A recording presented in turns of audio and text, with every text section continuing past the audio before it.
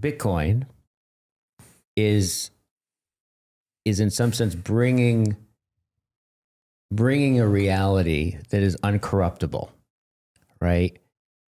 And then living within that reality, it starts to true things up in ways that you can't actually go in there and basically change the law of physics, right? I think I was watching one of your podcasts, and I thought this was a really great analogy. It's like you said, like, just imagine if like we could go in and change laws of physics, right? And just imagine if the government got a hold of that, right? Or whoever got a hold of that and started messing with that, that would be like monumental, right? In a certain sense, right? Yeah. Well, yeah.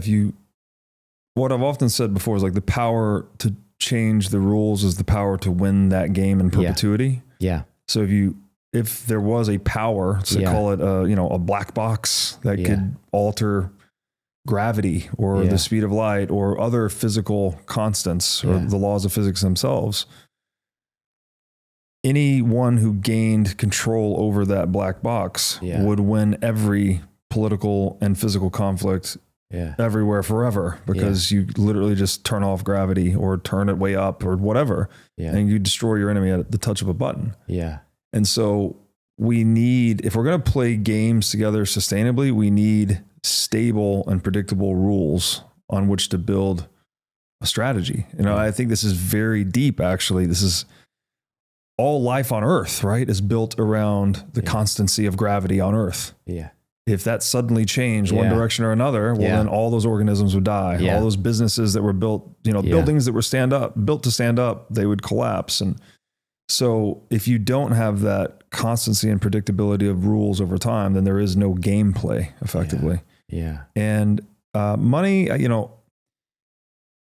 it's a bit of a scoring mechanism in a way. Like obviously the intention is, okay, you could consider a profit signal. Yeah. Like if someone's delivering a good or service and it's profitable. Yeah.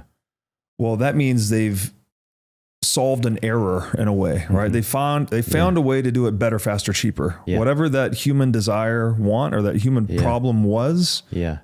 The entrepreneur that delivers that solution at a profit is now signaling to everyone, hey, I've solved this problem better, faster, cheaper.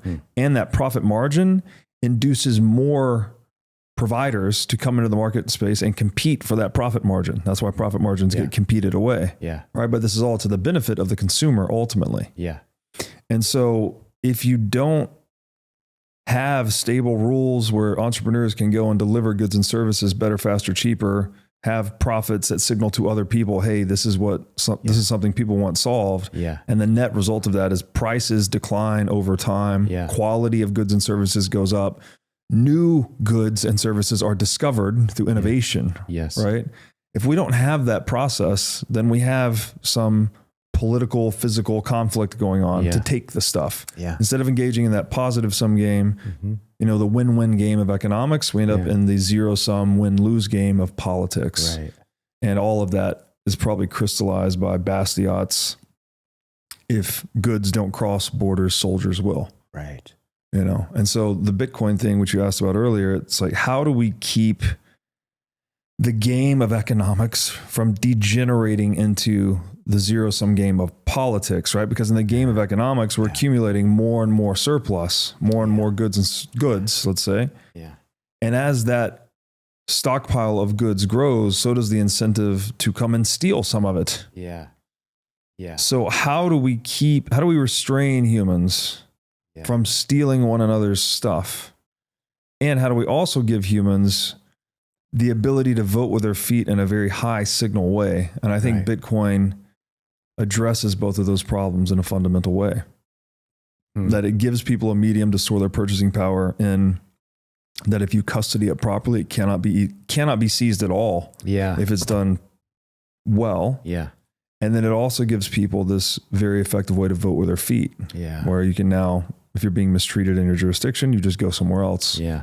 And so centralized governments, centralized states will now face competitive pressures similar to what free market entrepreneurs face, right? If you charge a price that's too high or you deliver a product that's too inferior in quality, well, then you're customers take their business elsewhere. Yeah.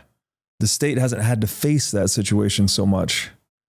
In the book, The Sovereign Individual, it says, the centralized nation state has become very accustomed to milking its citizens as if they were cows. Yeah. And in the digital age, these cows grow wings. Huh.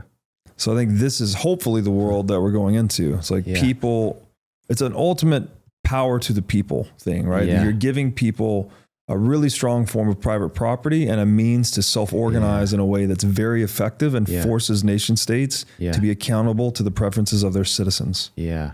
And that, I don't know that it's not a utopia. It's not a perfect world. We're still going to have the problems of crimes of passion. There's still going to be physical violence. There's still physical property. All these things we still have to deal with.